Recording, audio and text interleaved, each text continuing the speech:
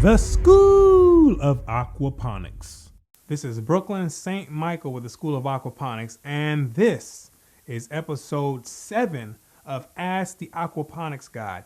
You've got questions, and he's got answers. This here question comes from Dan out of Los Angeles, California. What type of material do you suggest that I use or stay away from when I'm building my aquaponics system? So this is actually a super good question here, because a lot of people, when you get to building your aquaponics system, you will need to know exactly which materials do I need to use, which ones should I stay away from, because the type of material that you use will have an effect on the aquaponics system, the way it functions, and the environment that your fish and plants are going to live in. So some of the material that you should stay away from is a lot of the metals, things like lead, copper, aluminum, brass. You want to stay away from using any type of material like this to build your aquaponics system. You don't want to have copper plumbing inside of your system, because what's going to happen is over time, when the copper is exposed to water, when it's exposed to oxygen, when it's exposed to high flow rates,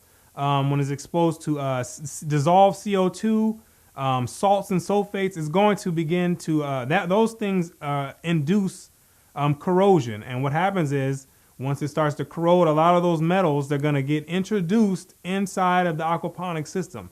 And what happens? Your fish are going to die. Absolutely. Your fish are going to die, because a lot of those metals are toxic to fish. And you don't need high quantities and high concentrations of these metals in order for your fish to be impacted due to having these things, due to being exposed to these elements. So we want to exclude any of these materials being introduced inside of our system and stay away from the majority of the metals out there. So we don't want to be building with that type of material. Now, some of the other material that we need to be cautious about, we don't necessarily need to avoid, but we need to be cautious about using it, is things like concrete. Concrete is cheap for a lot of people to get their hands on, and a lot of people want to know about building aquariums and building fish tanks out of concrete. And you can do that, but you have to ensure that you properly cure it. It has to be properly cured, or else it's gonna have an effect on your pH, the pH in the system. And a lot of you out there know that I teach that pH is the core of aquaponics. You don't want introduce anything in the system that's gonna influence the pH. And uncured concrete is going to have an effect on the pH. It's going to raise the pH levels, and you're going to have an uphill battle for the duration of time. Now, some of the material that you can use, some material that has withstood the test of time is things like polyvinyl chloride, which is PVC pipe. We all use PVC pipe. That's like the standard plumbing material that is used in aquaponics. And a lot of homes being built, the people, is being plumbed out of PVC, because that's not going to corrode and introduce these toxic metals into the water. So we can stick with PVC pipe, and that is a proven method to grow with and to use as a water carrying source. And also what you can use is pond liner.